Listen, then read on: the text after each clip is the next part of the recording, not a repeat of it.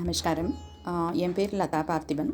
நான் 4 வருஷமாக இந்த grace of yoga program attend பண்ணிகிட்ருக்கேன். ஸோ எவ்ரி இயர் வந்து சத்குரு இதை டிசைன் பண்ணும்போது சம்திங் ஒரு நியூ எலிமெண்ட்டை அதில் கண்டிப்பாக சேர்த்து நம்மளுக்கு டிசைன் பண்ணியிருப்பாங்க. ஸோ ஒவ்வொரு வருஷமும் இந்த மாதிரி நம்ம இந்த ப்ராசஸ்லாம் கோ த்ரூ பண்ணிவிட்டு அதுக்கப்புறம் பஞ்சபூத கிரியாவில் வந்து பார்ட்டிசிபேட் பண்ணும்போது ஸோ எவ்ரி இயர் அதோட ஒரு எக்ஸ்பீரியன்ஸ் வந்து ரொம்ப டிஃப்ரெண்ட்டாக இருக்கும். அதாவது கம்ப்ளீட்லி ஸ்டில்லாக நம்மளால் இருக்கிற மாதிரியும், கண்ணிலேருந்து தண்ணி வரும், பட் நம்ம உடம்புல எந்த அசைவும் இல்லாமல் ஸ்டில்லாக அப்படியே உள்ளே இருக்கிற அந்த ஒரு ஃபீலிங் ரொம்பவுமே வந்து அற்புதமாக இருக்கும்.